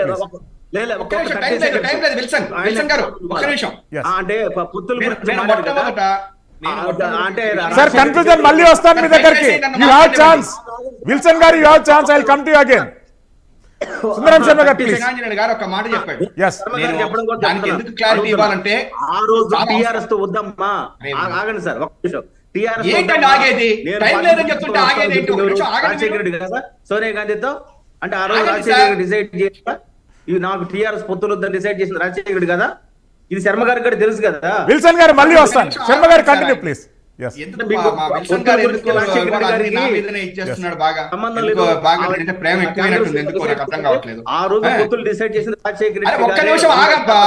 నువ్వు టైం అయ్యేదాకా ఇప్పుడు అసలే కృష్ణాంజనేయుడు గారిని నువ్వు ఇద్దరు కలిపి నా మీద మరి ఎక్కువ ప్రేమ కాలు పరిచినప్పుడు నేను చెప్పుకోకపోతే ఎట్లా? మా శివశంకర్ గారు ఇంకో రకంగా అర్థం చేసుకుంటాను. రాజశేఖర రెడ్డి చేతుల్లో పొత్తులు ఏమంటుంటే పొత్తులు ఆపండి సార్, ఎంటర్టైన్ చేయకండి. ఎందుకంటే ఆగమనంగా కృష్ణాంజనేయుడు గారికి నేను ఒక విషయం చెప్పదలుచుకున్నాను. మీరే చెప్పారు పిల్ల కాంగ్రెస్ తల్లి కాంగ్రెస్ అని చెప్పని ఆ రోజున ఎన్నికల్లో చెప్పింది. నేను ఇవాళ ఇంకోటి కూడా చెప్తున్నా, తెలుగుదేశం పార్టీ ఈ రాష్ట్రంలో ఓడిపోవాలి అనేటువంటి కోరుకునేటువంటి మొట్టమొదటి వ్యక్తిని నేను. దానికోసం నిలబడినటువంటి ఏకైక వ్యక్తి ఆ రోజున జగన్మోహన్ రెడ్డి గారు. మేము ఏ పార్టీలో ఉన్నా సరే, ఎక్కడున్నా సరే, ఆ రోజున తెలుగుదేశం పార్టీని వీరోచితంగా ఈ పొత్తులు, అవకాశవాద పొత్తులు, వెనక నుంచి వెన్నుపోట్లు ఇవి రాష్ట్రంలో ఉండకూడదు అన్నప్పుడు ఏకైక వ్యక్తిగా నిలబడినటువంటి జగన్మోహన్ రెడ్డి గారు. కాబట్టి మేము ఏ పార్టీలో ఉన్నా సరే, ఎక్కడున్నా సరే జగన్మోహన్ రెడ్డి గెలవాలి అని కోరుకున్నాం. అట్లాగే నేను కూడా ఆ రోజున కాంగ్రెస్ పార్టీ గెలిచే పరిస్థితి లేదు, మాకు ఏదో 800 ఓట్లు 700 ఓట్లు అనేది మాకు తెలుసు ఆ రోజున. కాబట్టి తెలుగుదేశం పార్టీని ఓడించి ఒక మంచి సంస్కరణను తీసుకుని వస్తాడు, పార్టీ నుంచి బయటకు వచ్చి నిలబడ్డాడు కాబట్టి ఎదిరిస్తాడు.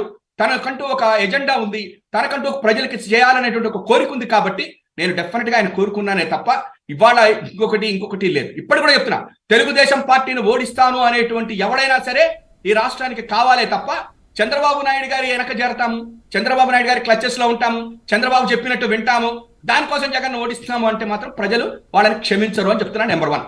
నెంబర్ 2, పొత్తులు గురించి ఇందాక ఆయన చెప్తా ఉన్నారు. పొత్తులు ఎవరైనా పెట్టుకుంటాం, ఎట్లయినా పెట్టుకుంటాం, సోనియా గాంధీ ఇంకొకళ్ళు కాదు. నేను ఇవాళ మళ్ళా చెప్తున్నా, పొత్తులు ఎందుకు? ఇవాళ 14 సంవత్సరాలు ఒక తెలుగుదేశం పార్టీ, 40 సంవత్సరాలు ఉన్నటువంటి ఒక పార్టీ, ఇన్నిసార్లు ముఖ్యమంత్రి, 14 సంవత్సరాలు చేసిన ఒక ముఖ్యమంత్రి ఈ రాష్ట్రానికి నేను ఏదో చెయ్యాలి, చేస్తానో, చేసి లేకపోయాను అని చెప్పుకోకుండా మీరందరూ కలిసి వస్తే నేను ఆయన ఓడిస్తాను అనేటువంటి దాని మీదనే మేము వ్యతిరేకిస్తున్నాము. జగన్మోహన్ రెడ్డి గారిని ఎందుకు వ్యతిరేకించాలి, ఎందుకు ఓడించాలి అనేది మీరు చెప్పలేకపోతున్నారు ఈ రోజుకి కూడాను. ఆయన చేసిన సంక్షేమం ఒక్కటే అని చెప్పని మాట్లాడుతున్నటువంటి వాళ్ళకి నేను ఒక్కటే అడుగుతున్నా, సంక్షేమం వద్దు, ఈ పథకాలన్నీ మేము రద్దు చేస్తున్నాము, మేము ఇంకేదో మా పాలసీ ఉంది, మా ఇండస్ట్రియల్ పాలసీ ఉంది, మా విద్యా విధానంలో నారాయణ చైతన్యాలను తీసుకుని వస్తాము, ఆసుపత్రులు వద్దు మాకు, ఇవాళ ప్రభుత్వం కట్టిన ఆసుపత్రులు వద్దు, ప్రభుత్వం కట్టేటువంటి 46,000 పాఠశాలలు మాకు వద్దు, ఇవన్నింటినీ రద్దు చేసి ప్రైవేట్ పీ చంద్రబాబు దృష్టిలో మేము వెళ్తామని చెప్పండి. మేమేం వద్దానంటలేదు కదా, మేము మాత్రం చెప్తున్నాము. ఇవాటి రోజున చంద్రబాబు యొక్క రాజకీయం ఈ రాష్ట్రానికి మంచిది కాదు. ఆయన కలిసి వెళ్ళేటువంటి వాళ్ళందరితోటి కూడా వెళతాడు, వాళ్ళని ముంచుతాడు, రాష్ట్రం మునుగుతూ వస్తుంది. అభివృద్ధి అనేటువంటిది 5 సంవత్సరాల్లో జరగలేదు. మీరు అడుగుతున్నట్టుగా ఎక్కడ అభివృద్ధి జరగలేదు? 2 సంవత్సరాలు కరోనా తీస్తే ఇవాళ కొప్పర్తి, ఇవాళ మీ విశాఖపట్నంలో జరుగుతున్నటువంటిది అంటే మీకు కనిపించదా? లేకపోతే వద్దులే అనుకుంటారా? మానవ వనరుల అభివృద్ధి కూడా కాదని అనుకుంటారా? ఇవాళ స్కూల్స్ బాగు చేస్తున్నాం, హాస్పిటల్స్ వస్తున్నాయి, పోర్ట్స్ వస్తున్నాయి, ఇవి కూడా అభివృద్ధి కాదా? 4 సంవత్సరాల్లోనే జగన్మోహన్ రెడ్డి గారు అన్ని చేసేయాలి, చంద్రబాబు నాయుడు గారు ఏం చేయలేరు. కానీ వారాహి ఎక్కినటువంటి పవన్ కళ్యాణ్ గారు మాత్రం కౌలు రైతులు అంటాడు, లేకపోతే రైతు రుణమాఫీలు అంటాడు, లేకపోతే భవన నిర్మాణ కార్మికులు అంటాడు. నేను ఒక్కటే ఒక క్వశ్చన్ అడుగుతున్నాను మా శివశంకర్ గారు, 87,640 రూపాయలు రుణమాఫీ చేస్తాను, మీ ఇంటికి పుస్తల తాడు తెచ్చిస్తాను, మీ ఇంటికి పెద్దన్నగా నన్ను తీసుకోండి అని చెప్పినటువంటి చంద్రబాబు నాయుడు గారు మోసం చేశాడా లేదా? ఆ రోజున ఎలక్షన్ కమిషన్ ఇంత కట్టలేవు, ఇది తప్పు అని చెప్తే, నేను ఎంఏ ఎకనామిక్స్ చదువుతున్నాను అని చెప్పినటువంటి వ్యక్తి చంద్రబాబు అయితే ఇంత 87,000 మనం ఇవ్వలేము, అది తప్పు, ప్రజల్ని నేను మోసం చేయనని జగన్మోహన్ రెడ్డి గారు కరెక్టా, మోసం చేసిన చంద్రబాబు కరెక్టా, ఆ చంద్రబాబుతో ప్రశ్నించలేనటువంటి పవన్ కళ్యాణ్ గారిది తప్ప, లేకపోతే మళ్ళా ఇవాళ ఆయనతో కలుస్తాను, చంద్రబాబే నా విజనరీ అని చెప్పి వెళ్తున్నటువంటి పవన్ కళ్యాణ్ మేము విమర్శించాలా వద్దా అనేటువంటి కూడా రాష్ట్ర ప్రజలు చూస్తూనే ఉన్నారు. టీడీపీ బీజేపీలు లేకపోతే ఇంకొకళ్ళు ఎవరు కలిసినా కూడా మాకు అభ్యంతరం లేదు. ఇంకొకటే ఇవాళ ఏదో కిట్ ప్రోకో అని చెప్పని కృష్ణాంజనేయులు గారు లాంటి పెద్దలకి నేను చెప్పదలుచుకుంది ఒకటే, సిబిఐ తోటి కలిసిపోయారు, లేకపోతే ఇంకోటితోటి కలిశారు. అవినాష్ రెడ్డి గారి కేసు విషయంలో నిన్న హైకోర్టు ఒక తీర్పు ఇచ్చింది. ఇంకా దాన్ని కూడా మీరు చెరువులు పొలవులు కమ్ముకుని, నేను ఇవాళ మళ్ళా చెప్తున్నా, ఆంధ్రజ్యోతి పేపర్ చూడండి. ఆ రోజు హత్య జరిగిన నెక్స్ట్ డే ఆంధ్రజ్యోతి పేపర్ లో ఏం రాశారో మీరు ఒక్కళ్ళందరూ చూసుకోండి.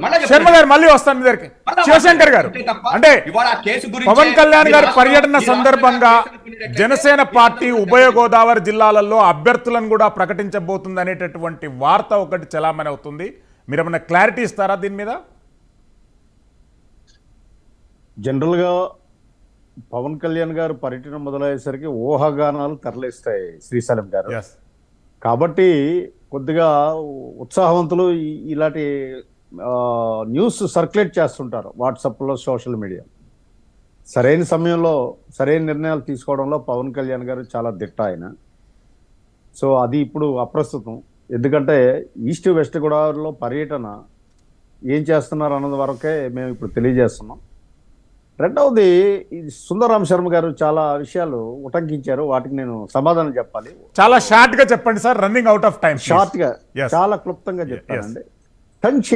సంక్షేమము అది జగన్మోహన్ రెడ్డి గారు కనిపెట్టినటువంటి దానికి పేటెంట్ జగన్మోహన్ రెడ్డి గారి లాగే మాట్లాడుతున్నారు.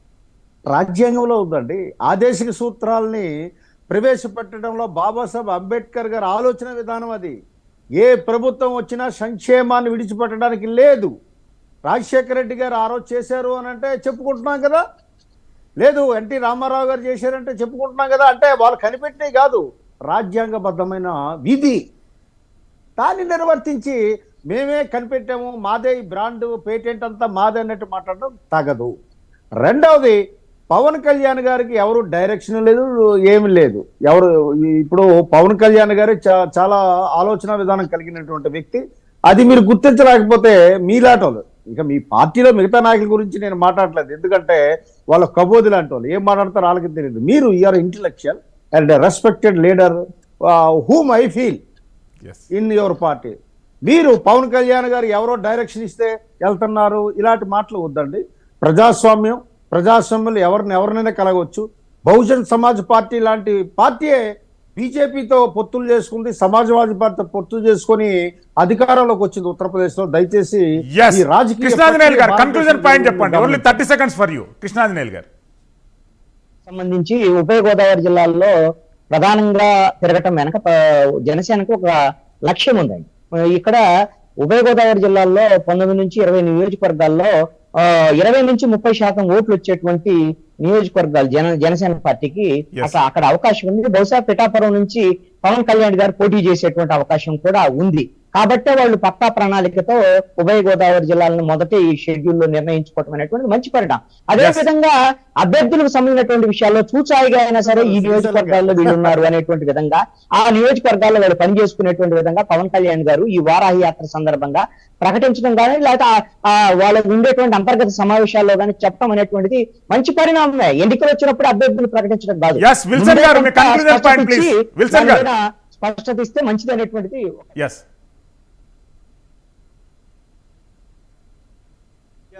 పొత్తులు వద్దని చెప్పింది రాజశేఖర రెడ్డి గారే. కాబట్టి పొత్తులు వద్దా, పొత్తులు కావాలా అనేది ఆ రోజు నిర్ణయ పాత్ర రాజశేఖర రెడ్డి గారిదే. జగన్మోహన్ రెడ్డి గారు పొత్తులు వద్దని ఆయనతో పాటు ఎవరు రారు సార్, అది ఫ్యాక్ట్. ఆయనతో పాటు ఏ పార్టీ వస్తుంది, సిపిఎం వస్తుందా, సిపిఐ వస్తుందా, బీజేపీ వస్తుందా, లేకపోతే టీడీపీ వస్తుందా, ఎవరు వస్తారు?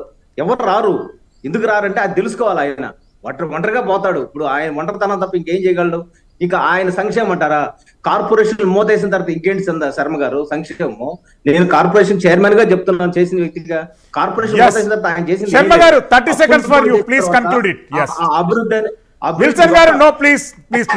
ఒక్క పరిశ్రమ పెట్టడం చేత కాకపోతే ఒక ముఖ్యమంత్రి ఎలా అవుతారు? ఈ దేశంలో ఏ సీఎం అయినా సరే ఒక్క శ్రీశైలం గారు ఇప్పుడు కృష్ణాంజనేయులు గారు చెప్పిన తర్వాతన ఎప్పుడైతే పిఠాపురంలో పవన్ కళ్యాణ్ గారు పోటీ చేస్తారో అని కృష్ణాంజనేయులు గారు లాంటి వాళ్ళు చెప్తున్నందుకే మేము చెప్తున్నాం. ప్రజలకి వ్యూహాలన్నీ చంద్రబాబు నుంచి వస్తున్నాయి అని చెప్పని కృష్ణాంజనేయులు గారు లాంటి వాళ్ళు కూడా అనుకుంటున్నారు కాబట్టి ఆయన డైరెక్ట్ గా ఎక్కడి నుంచో పోటీ చేస్తాడో చెప్తున్నారు. కానీ శివశంకర్ గారు మాకు వ్యూహాలు ఉన్నాయి, మేము ఎక్కడి నుంచో పోటీ చేయాలి ఇప్పుడే చెప్పము అంటున్నాడు. థ్యాంక్ యూ సుందరం శర్మ గారు, శివశంకర్ గారు, కృష్ణాంజనేయులు గారు, విల్సన్ గారు. ఏది ఏమైనా కానీ జనసేనాని పవన్ కళ్యాణ్ ప్రజల దగ్గరికి వస్తుంటే పార్టీల మధ్య చర్చ అనేది హాట్ హీట్గా కొనసాగుతుంది. హాట్ టాపిక్లో కార్యక్రమంలో పాల్గొన్న వక్తలందరికీ ధన్యవాదాలు తెలియజేస్తున్నాం. Keep watching prime 9 news. Silveri Srisailam for prime 9 news.